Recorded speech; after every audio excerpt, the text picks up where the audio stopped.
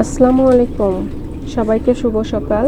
আমার কাছে দূরে যে যেখান থেকে ভিডিওটা দেখবেন বা দেখছেন, অবশ্যই আপনারা ভালো আছেন, সুস্থ আছেন। আমার ইউটিউব পরিবারের সদস্য যারা আছেন তারা তো আমার নিজের লোক, আমিও তাদের নিজের লোক। তো সবাই ভালো থাকবেন, সব সময় ভালো থাকার চেষ্টা করবেন। নিজে না ভালো থাকলে আসলে পৃথিবীটাই অন্যরকম, কারণ নিজেকে ভালো থাকতে হবে আগে। তো আমি রোজি ফুড কুকিং চ্যানেল থেকে আবারও স্বাগতম সবাইকে। তো সকালে উঠলাম, উঠে যে জামা কাপড়গুলো পরিষ্কার করতেছি, কারণ হচ্ছে কয়দিন বৃষ্টি হয়েছে অনেক সবগুলো অফিস করে করে জামা কাপড় শুধু খুলে রেখেছি। আপনারা জানেন যে আমি একটা চাকরি করি, তো পাশাপাশি পেজটা একটা ফেসবুক পেজ আছে আমার, এবং হচ্ছে ইউটিউব চ্যানেলটা চালাচ্ছি। দেখি আল্লাহ ভরসা, আল্লাহ কী করেন। তো এই সকালে উঠে হচ্ছে জামা কাপড়গুলো ভাবলাম একটু রোদ বের হয়েছে, আজকে মনে হয় বৃষ্টি আসবে না, তার জন্য এগুলোকে পরিষ্কার করে নিচ্ছি। ভিজাইছিলাম, ভিজে এখন ধুয়ে নিচ্ছি।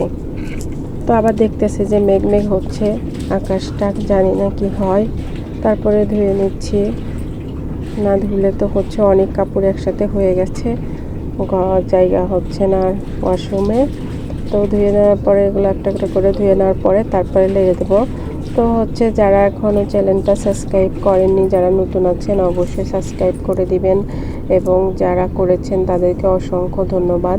আমার ভিডিওটা একটু মনোযোগ দিয়ে সম্পূর্ণ ভিডিওটা দেখবেন, দেখবেন দেখতে দেখতে ভালো লেগে যাবে। অনেক আছে যারা কমেন্ট করে কিন্তু সম্পূর্ণ ভিডিওটা দেখে না।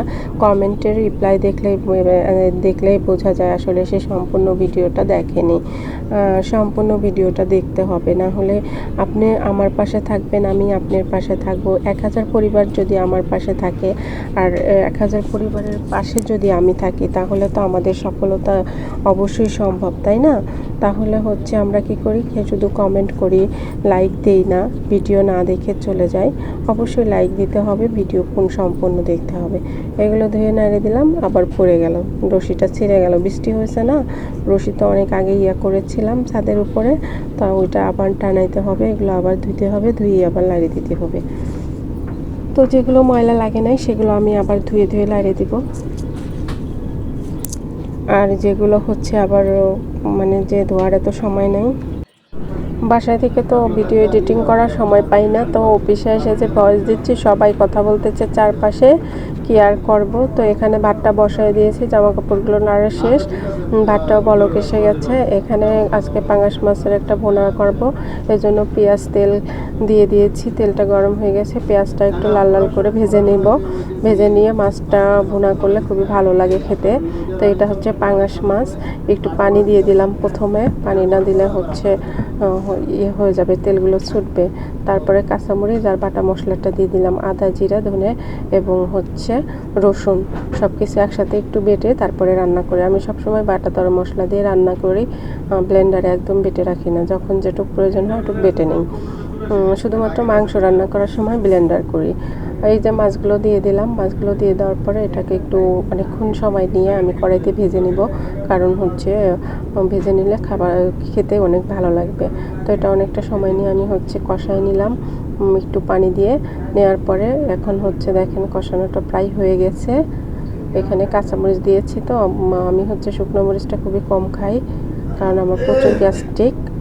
তো এখানে ওই যে একটু পানি দিয়ে দিলাম, পানিটা দেওয়ার পরে একটু নাড়াচাড়া করে হচ্ছে দিতে হবে, তা না হলে হচ্ছে মাছগুলো আস্তে নাড়া দিতে হবে যাতে ভেঙে না যায়। তো আমার হচ্ছে কাঁচা মাছ এভাবে রান্না করে খেতে অনেক ভালো লাগে। অনেকেই অনেক ধরনের কথা বলতে পারেন কেন মাছ ভাজলাম না, তো যার যেটা পছন্দ সে তো সেইভাবেই খাবে, খাবার হচ্ছে পছন্দের উপরে নির্ভর করে। তো এখানে আমার এই যে মাছ ভুনাটা হয়ে গেছে, এখন এটা আমি নামিয়ে ফেলবো। তো সাথে রাত্রে হচ্ছে গরু মাংস রান্না করেছিলাম, সেটার হচ্ছে রেসিপি করতে পারিনি ভিডিওটা, তাই যে একটু গরম করে নিলাম, কারণ হচ্ছে এই দুটো হলেই আজকে ভাত খাওয়া হবে, দুপুরে এবং সকালে। তো সবাই ভালো থাকবেন। এরপর আজকের ভিডিও এ পর্যন্ত, নেক্সট ভিডিও দেখার জন্য সবাইকে আমন্ত্রণ রইল। আসসালামু আলাইকুম।